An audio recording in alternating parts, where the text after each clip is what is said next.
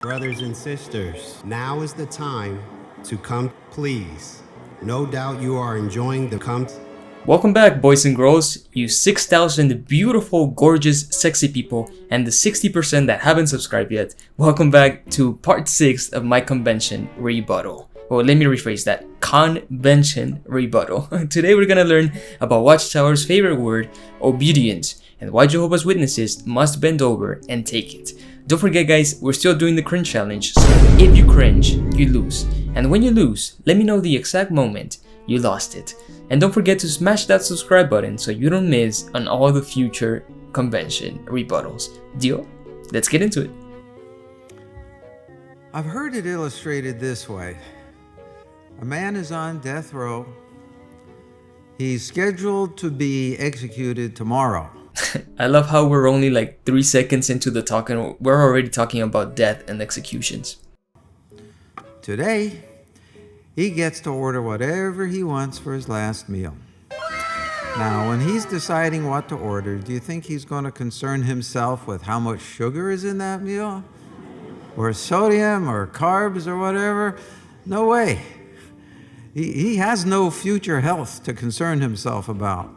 His only concern right now is whatever pleasure he can obtain immediately at the moment. Illustrating what? Well, a number of people actually feel very much like that man on death row. Because they reason, well, how long do we live? 70, 80 years? Life is short.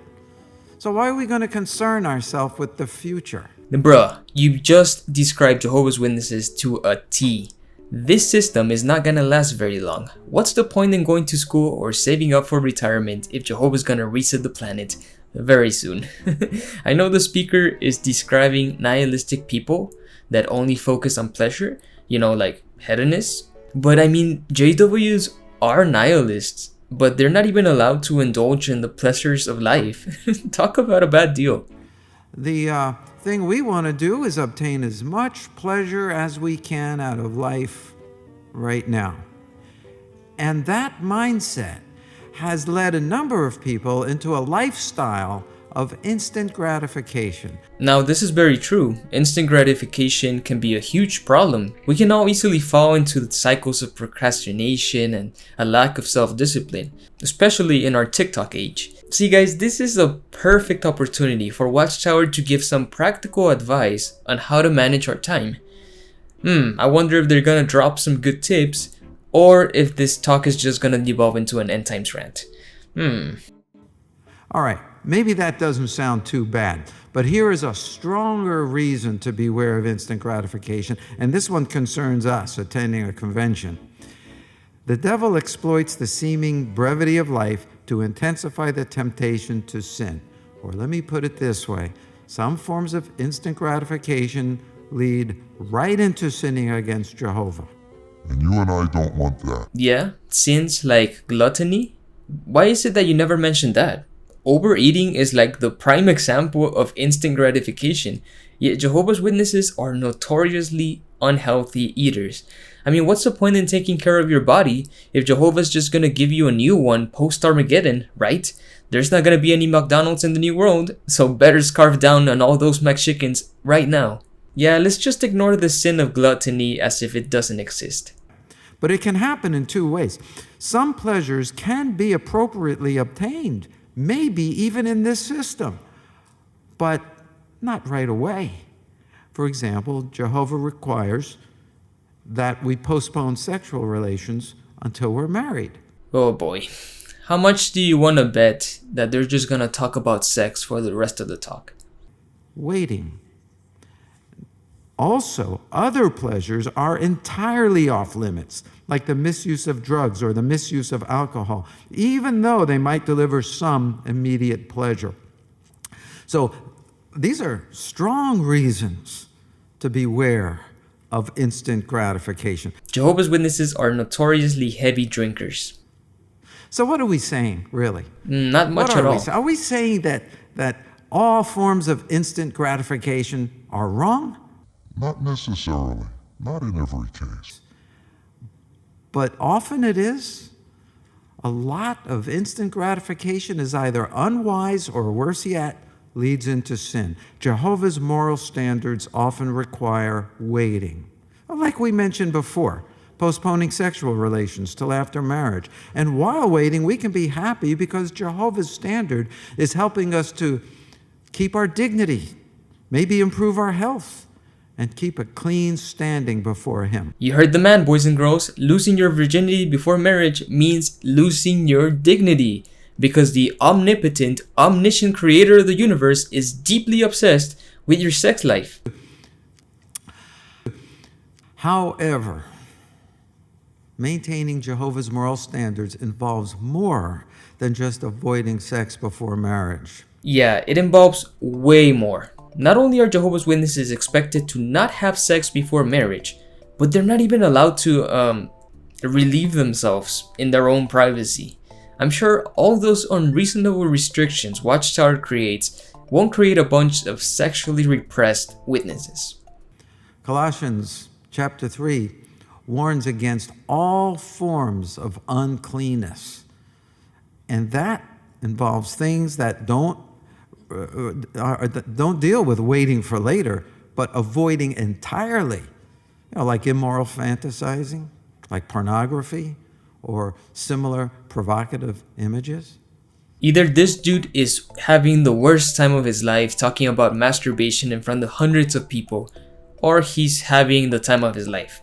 He stared right into our souls as he was talking about sexual fantasies. Provocative images? He probably has a raging hard-on going down there. Maybe he can't wait to go home and wank off. Oh yeah, baby, I sure told that audience how to avoid instant gratification by talking against immoral fantasies. So what if a person finds it very difficult to keep away from some of these forms of uncleanness? Let's take pornography as an example, okay? Person finds it very hard to avoid viewing pornography. What can he do? Get laid? Just more willpower? More fortitude? More determination? Probably not enough. What else does he need? Well, a lot of heavy porn users get hooked on it because they're feeling lonely or stressed out. Maybe they could increase their social circle or pick up a hobby or something. Let's go to 1 Thessalonians chapter 4. Yeah, the Bible has a lot of sex in it. I wouldn't recommend it to someone trying to overcome a porn addiction. They would relapse every time they got to Genesis 19. Come on now. Knowing how, because breaking and remaining free from a vice like pornography often requires knowing how. Learning specific skills and strategies and lifestyle changes, new thinking patterns. It involves learning how. And a lot of this is explained in our literature, the publications of the slave. Yeah, I remember when the faithful slave brought back Freddie Mercury from the grave for a short video, which we covered a few months ago. That was pretty hilarious. Animals, they just act on impulse, every impulse. They feel it, they want it, they do it. Instant gratification. We are not lower animals. We are humans created in God's image. Humans are animals. Apes, to be exact. I mean, that's our taxonomy. It's an actual scientific field. Let's send this man back to school, please. Imperfect, yes, but with His help, we can avoid unclean practices that risk losing the great reward of everlasting life in the new world. All right, moving on. That was such an awkward transition. My God, masturbation bad, porn bad, animals bad. All right, moving on. The second area where we need to beware is in choosing a mate. I think we all know 1 Corinthians 7:39 says we're free to marry only in the Lord, right? Fellow believers, yes. So what if instead of waiting for a suitable marriage made in the truth, there arises an opportunity right now to enter into a relationship or develop a relationship with a non-believer? Beware, because marrying an unbeliever can cause and produce a lifetime of heartache. These clowns have zero self-awareness. Imagine if you have unbelieving husbands hearing this talk, being taken as second-class citizens in JW land and being constantly put down. They must feel like crap. If your goal is to bring unbelieving mates into the truth, You're doing a piss poor job at it. But you know something? So can marrying a believer. Don't tell me you know that. No.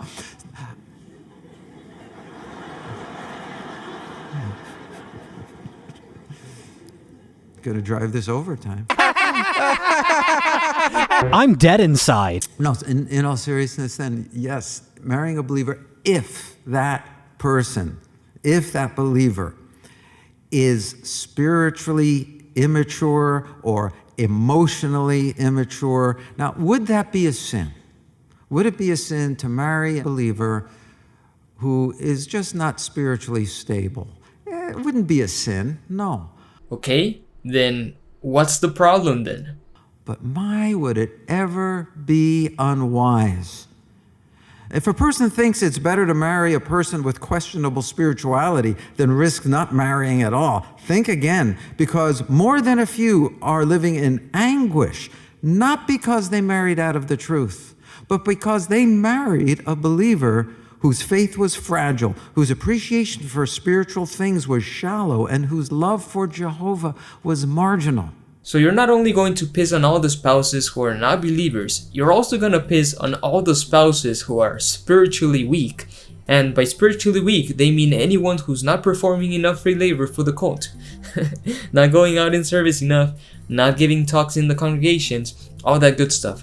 Imagine if you're a baptized JW man watching this, and you feel you haven't given enough to Jehovah these last few months because you've been having a tough time.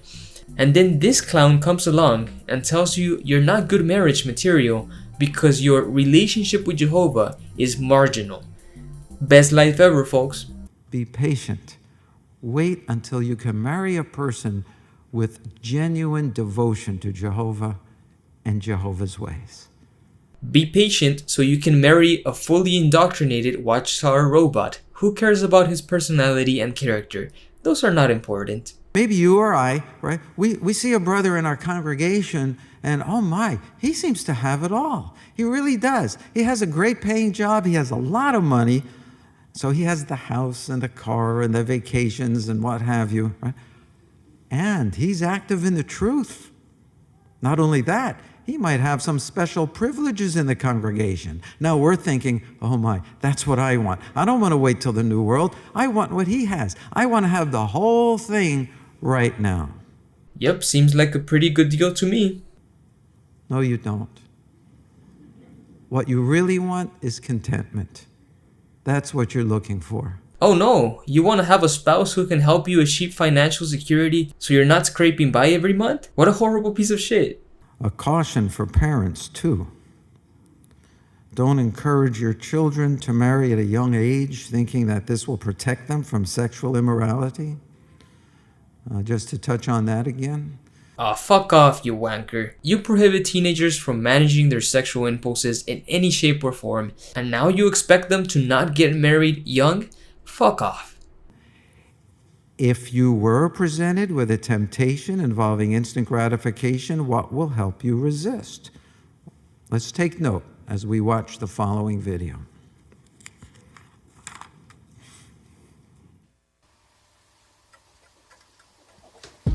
All these bills. And so little we can afford. I can hardly breathe.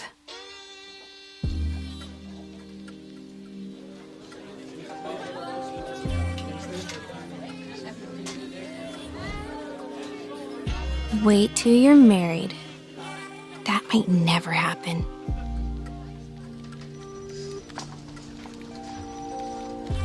It's been hard since Monica died. It's good to talk to someone who understands me. A promotion would fix all this.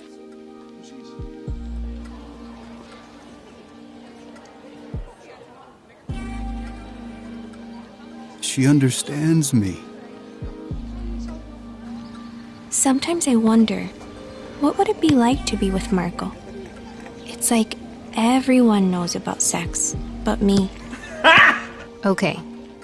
They'll want some evenings, weekends, my meetings, service, my kids.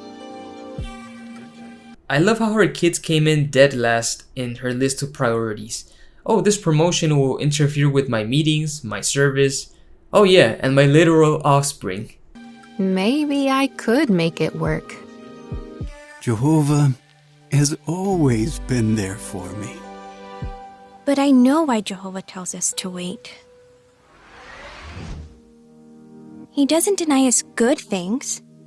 He protects us, so we don't get hurt. Except when you need a blood transfusion, then he's more than happy to watch you die.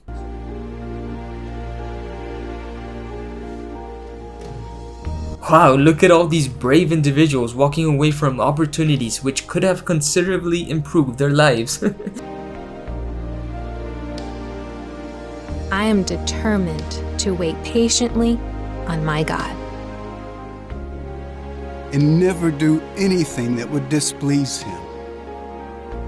Because his blessings are so worth the wait. Waiting on Jehovah to give them something. In the case of the girl and the old man, they have to wait for sex, I guess. But the mother now has to wait for another job opportunity to fall on her lap, which somehow doesn't interfere with her weekly indoctrination schedule. Jesus, Watchtower sabotaging your life since 1879. Because the world is on death row. I've had enough of this hack. That was the worst talk of the entire convention so far. Hands down. I mean, get off the stage already, you lunatic. Do you have a family member, a parent, a sibling, some other relative who has stopped serving Jehovah and is disfellowshipped? Now we get this truly atrocious talk encouraging shunning your loved ones who are disfellowshipped. This is the only talk with no videos because they deleted them a couple months ago. Watchtower panicked after Rebecca Vardy released a documentary on how shunning destroyed her life, so Watchtower deleted the videos the day right after that. What happened? Your balls drop off? Only a handful of JWs got to see them. I already covered those videos in a previous episode, so you can check them out if you want. So let's just quickly screen through this madness. If so, imitate Abel. Patiently rely on Jehovah. A haughty spirit may cause us to think, what's the harm in calling once in a while to chat? Maybe I can help the person come back to Jehovah. That is haughty thinking. Wow, calling in to check on your family members is being haughty, apparently. By showing patience and supporting the decision that was made to disfellowship our dear loved one, our loved one may come back. They may turn around. May we prove our love for Jehovah by being patient and respecting his arrangement for discipline, even though it's a difficult situation. Has your family member been disfellowshipped unjustly? Just bend over and take it. Best life ever. He also was a source of bitterness to his parents because of marrying pagan women. Esau gave no thought to his relationship with Jehovah or the effect that it would have on others. Please notice in the following dramatization how our brother faces a similar situation that affects his relationship with Jehovah and others. You fight me on everything. You're wrong about that. That is not true. Yes, that is true. I did not hit her. It's not true. It's bullshit. I did not hit her. I did not. You know I'm trying to hold this all together here. I'm so tired of this. Every day the same thing. Fight.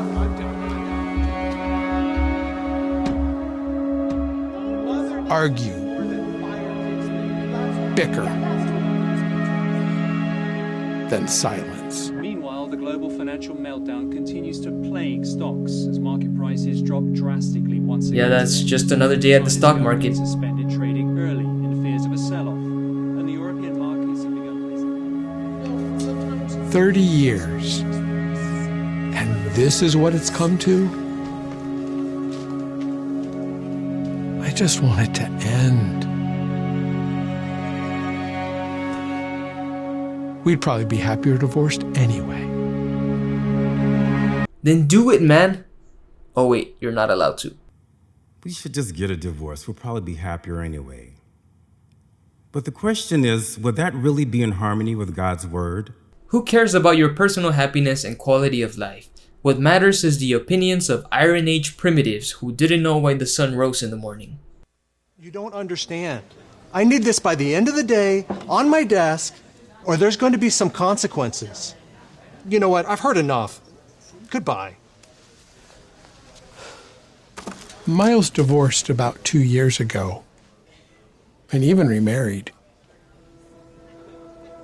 He doesn't seem any happier. Wait, what? You can't assume the example of one of your workmates represents the experience of every divorced person. There's plenty of people whose life improved after getting a divorce, and there's also plenty of people whose life is now in shambles. Surprise, surprise, people are not monoliths. Marriage isn't easy. But I've become so impatient, so focused on my wants, my needs. Maybe the problem isn't who I'm with, but who I've become. With prayer, Jehovah's help, and assistance from the elders, I'm seeing the part that I need to play to improve our relationship. Of course, no couples therapy is even remotely mentioned. Our issues won't be fixed overnight. We're a work in progress. But we're learning to be more patient, more loving. And we're committed to working on it together. This is such a simplistic way of viewing things. Are you drowning in an unhappy marriage? Well, divorce is not an option because Jesus. So just suck it up and be patient. Because a loveless marriage is way better than going against the opinions of a first century apocalyptic preacher.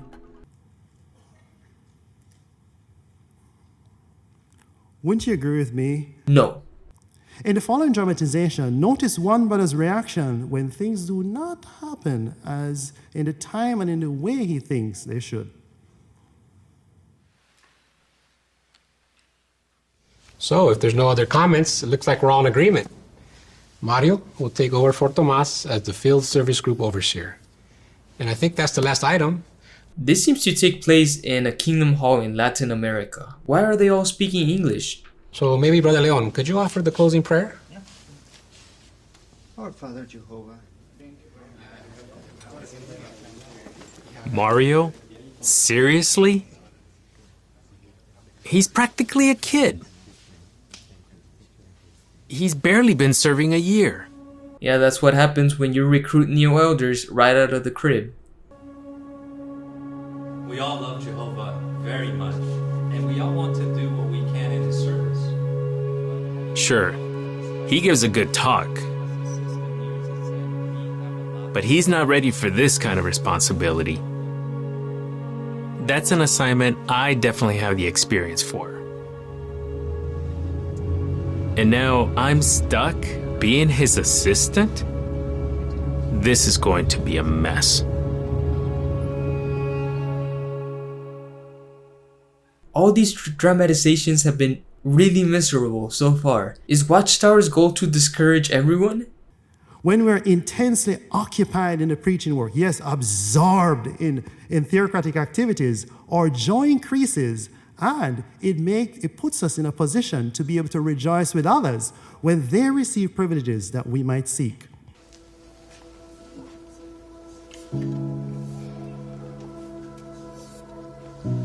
Still disappointed? Just doesn't make sense. Well, if it makes you feel any better, I think you'd have done great in that assignment. Bitch, that Thanks. doesn't help one bit. But give Mario a chance. Okay.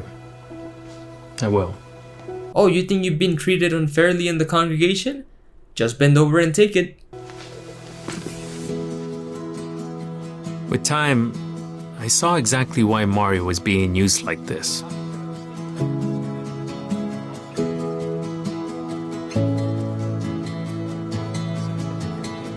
I see the conchas on the table. This is definitely a Mexican household. You're not gonna fool me.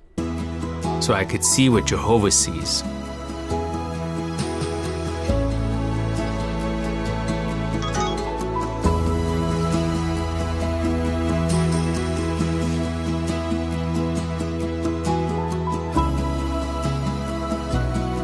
And appreciate the privileges I do have. Much better. No, absolutely nothing changed. There will be times when we'll be given direction we'll find difficult to obey. In the following dramatization, notice how our brother's patience is tested when he receives direction that displeases him. Please watch. So, based on current direction from the branch, it seems best that we implement the adjustment that we discussed. Here's one approach we could take. Since I'd never consider handling the situation this way. And when you look at the direction, to me, it could be interpreted a number of ways. We'll probably be right back here on his next visit, having to fix all this. Oh no, an independent thinking person. That's dangerous. Can I get your thoughts on something? Sure. The SEAL's direction. You've been serving for years. Does this approach make sense to you? Just answer the man. It's a simple yes or no question. In the near future, our patience may also be tested. To obey is better than a sacrifice. Perhaps we can illustrate it this way. Is oxygen, water, and food equally important to you? They're important, but are they equally important? Yes, they are. You literally can't survive without all three of them. We can live up to a week or more without food, a few days without water, but only a few minutes without oxygen. So of the three, oxygen, food, water, which is the most important? They're all equally important. It's clear. It's oxygen. Because without oxygen, we cannot live. And that's what Jehovah is saying to us here. He has a value system, a set of priorities. Yes, he values our sacrifices, but what he values more is our obedience. Holy cow, what a shitty analogy. You could have chosen things like oxygen, a car, and a smartphone. They're all important, but oxygen would obviously be the essential one. You literally mentioned three things we need to not die. If we do not cultivate obedience, we will not live forever. Why does it feel like I'm being threatened by a mob boss? As you watch the following dramatization, notice how our brother imitates Samuel, not Saul. Please watch.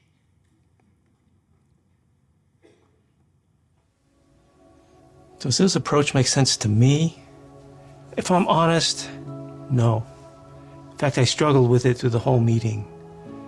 That's why I just needed a moment to get my mind right. What do you mean by that? Well, I had to remind myself of something. And this scripture came to mind. Read verse 22. Look, to obey is better than a sacrifice, and to pay attention than the fat of rams. Okay, I get that, but maybe he hasn't thought it all through. Well, you know, we all give our thoughts on the matter. And ultimately, the circuit overseer gave direction based on what he got from the branch office. I just had to remind myself that it's not about me or what I think. In fact, I just need to be patient, obey the direction. The entire convention could be summed up in those two words: be patient and obey. Well, that was technically three words, but whatever. Jehovah, something, something, shut up and stop questioning our decisions.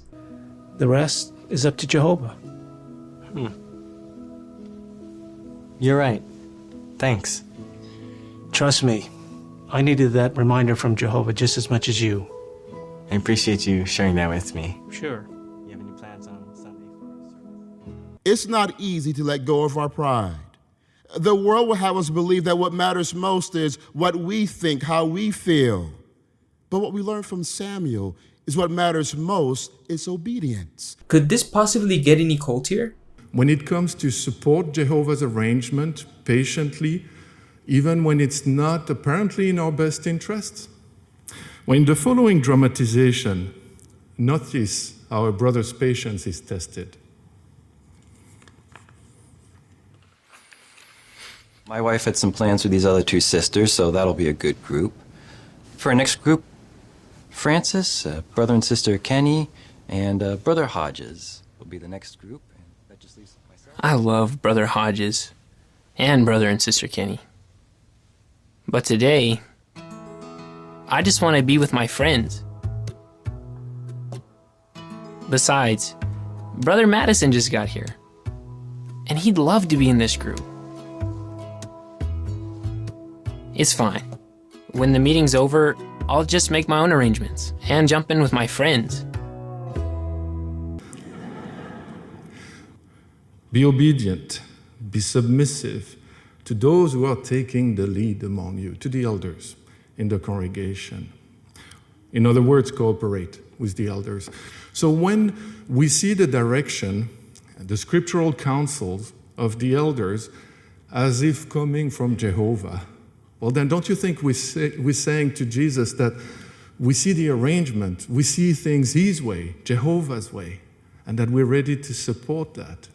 It tells Him that. That's how we support Him. What if the elders ask you to do something that goes against the Bible?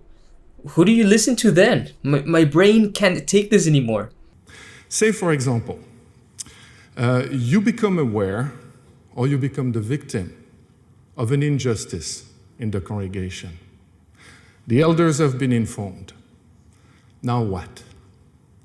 Now patience. These things take time to be resolved properly as per Jehovah's arrangement. You can probably imagine how this awful advice can lead to abuse inside the congregations if elders decide to be negligent and not take accusations of abuse seriously. You just have to sit back and wait for justice to be done, apparently. And we don't take things back into our own hands because it takes time. We want to give Jehovah's arrangements a chance, right? And once it's done properly, it's always for everybody's good, for the greatest good of all. Yeah, tell that to the hundreds of CSA victims who waited patiently on Jehovah while the elders just swept things under the rug. For the benefit of everyone, my ass.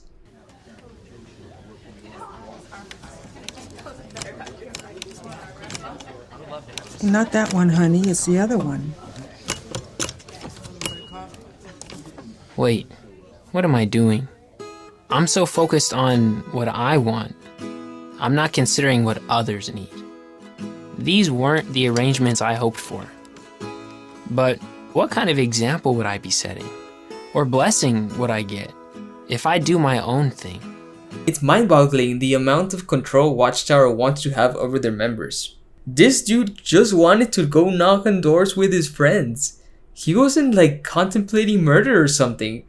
Complete obedience is pushed even on the most insignificant decisions. Brother Kenny, can I help you with that? Yes, thank you. These people should be home resting, not out in the hot sun bothering their neighbors. You're welcome, Sister Kenny. Thank you, Francis. My arthritis is acting up today. I think having you with us is a answer to our prayers. Brother Kenny, I love working with you and Sister Kenny. This is so fucking corny. Jehovah's way is always the best. So guys, let me know what you thought of these atrocious talks in the comments below.